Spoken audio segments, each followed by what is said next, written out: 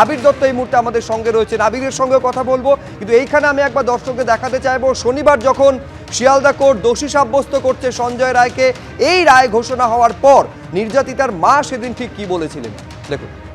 আমরা মনে করছি এখনো আরো অনেক দোষী বার হবে এবং তদন্ত হবে, বিচার প্রক্রিয়া হবে এবং আরো দোষী ধরা পড়বে। এখনই বিচার প্রক্রিয়া শেষ হয়ে যাবে না, তদন্তও শেষ হয়ে যাবে না, চলবে। কারো হতাশ হওয়ার কিছু নেই, সবাই যারা আসল দোষী তারা ধরা পড়বে। সোমবার হবে, সোমবার হবে, হ্যাঁ সোমবার সেটা হবে, সেটা সেই শুনানিটাও সোমবার হবে, জাজ বলে দিয়েছেন আজকে। সবাই ধরা পড়বে, সব অপরাধী ধরা পড়বে বলে আশাবাদী নির্যাতিতা নিহত চিকিৎসকের পরিবার। আমি এইখানে আরেকবার আপনাদের সামনে রাখছি, যখন 10টা বেজে 20 মিনিট প্রেসিডেন্সি জেল থেকে বের করা হচ্ছে, 10টা বেজে 40 মিনিট যখন শিয়ালদা কোর্টে নিয়ে আসা হচ্ছে সঞ্জয় রায়কে, কিছু সময়ের অপেক্ষা, দুপুর 12:30 নাগাদ কোর্ট প্রসিডিং শুরু হয়ে যাবে। বিচারক বসবেন এবং তারপর কি বলবেন সঞ্জয় রায়, কি বলবে সিবিআই, নিঃসন্দেহে সেদিকে নজর থাকবে। তারপর দুপুর 2টো নাগাদ হবে সাজা ঘোষণা। তার আগে এই মুহূর্তের ছবিটা আবির দত্ত আপনাদের সামনে তুলে ধরবেন। আবির, দেখো, তুমি যেমনটা জানাচ্ছিলে, ঠিক 10টা বেজে 20 নাগাদ প্রেসিডেন্সি কারেকশনাল হোম থেকে, সেখান থেকে আমরা দেখলাম যে সঞ্জয় রায়কে বার করা হয়েছে এবং 10টা বেজে 40 ঠিক শিয়ালদা আদালতে সেখানে তাকে নিয়ে আসা হয়েছে কোর্ট লকআপে, এখন তাকে রাখা হয়েছে। কিছুক্ষণ আগে আমরা দেখলাম যে সিবিআই এর তরফ থেকে পাবলিক প্রসিকিউটর তিনি এসে পৌঁছেছেন, সঙ্গে সিবিআই এর আধিকারিক তিনিও রয়েছেন। তদন্তকারী আধিকারিককে এর আগে যেদিনকে দোষী সাব্যস্ত করা হচ্ছে অর্থাৎ শনিবার, তাকে দেখা যায়নি, তার কারণ ব্যক্তিগত কাজে তিনি বাইরে ছিলেন।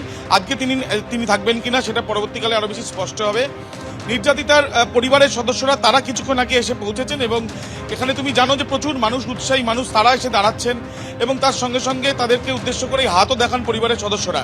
কিন্তু যে জন্য সবাই অপেক্ষা করছে, অর্থাৎ এই দোষী সাব্যস্ত করা শনিবার দিন সঞ্জয় রায়কে, তারপর 210 নম্বর ঘর এডিজের এজলাস, যে এজলাসে আজকে সঞ্জয় রায় কি বক্তব্য সেটা শুনবেন বলে এর আগে শনিবার দিন বিচারক জানিয়েছিলেন। আজকে তার বক্তব্য শোনার পর সাজা ঘোষণা এবং আরজিকর ধর্ষণ খুনের মামলায় চার্জশিট করা হয়েছিল চার্জশিট সিবিআই তরফ থেকে। সেই চার্জশিটে মূলত সঞ্জয় রায়ের নাম ছিল।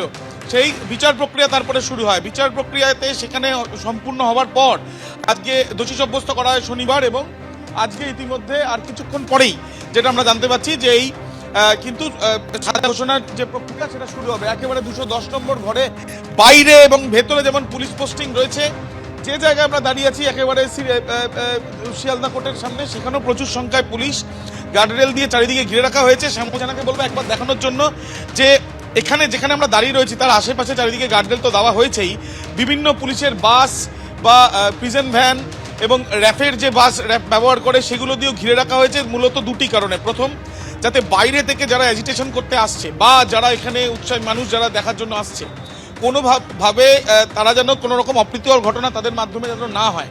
এবং এই যে চারিদিকে তুমি দেখতে পাচ্ছ বাস সারিবদ্ধ, প্রায় 299 জন কনস্টেবল, এছাড়া এএসআই তারা রয়েছে, এছাড়াও ডিসি র্যাঙ্কের আধিকারিক তাদেরকে রাখা হয়েছে। এবং তোমায় দেখাবো যে একদিকে তুমি দেখছো যে এই ছবি, এবং শ্যামলকে বলবো এবার ডান দিকের ছবিটা দেখানোর জন্য। এই হচ্ছে সেই গাড়ি, যে গাড়িগুলো যে গাড়িতে করে নিয়ে আসা হয়েছে সঞ্জয় রায়কে। ভেতরে আরও একটি গাড়ি রয়েছে, একই রকমের দুটো গাড়ি রাখা হয়েছে যাতে কোনোভাবে যাতে নির্দিষ্ট করে কেউ বুঝতে না পারে ঠিক কোন গাড়িতে তাকে নিয়ে যাওয়া হচ্ছে। পাশেই পুলিশের ভ্যান যেমন রয়েছে তার সাথে সাথে প্রিজন ভ্যানগুলোকেও রাখা হয়েছে। এই যে কালো কাচের গাড়ি তুমি দেখতে পাচ্ছ, এর ভেতর থেকে আমরা দেখেছি বারবার করে প্রিজন ভ্যান থেকে সঞ্জয় রায়ের বক্তব্য এবং তার পরবর্তীকালে এই গাড়িতেই ব্যবহার করা হয়েছে, যে গাড়িতে কালো কাচ দিয়ে ঢাকা রয়েছে এবং বাইরে থেকে এখানে দেখা যাচ্ছে যে এখানে বাইরে থেকেও আলাদা প্রোটেকশন রয়েছে। অর্থাৎ আর কিছু সময়ের অপেক্ষা, তারপরেই আরজিকর ধর্ষণ খুনের মামলায় দোষী সাব্যস্ত সঞ্জয় রায়ের সাজা ঘোষণার প্রক্রিয়া শুরু হবে। আর কিছুক্ষণের মধ্যেই শুনানি শুরু হবে 12টা থেকে 12টা 10-এর মধ্যে, এমনটাই জানা যাচ্ছে আদালত সূত্রে। ধন্যবাদ।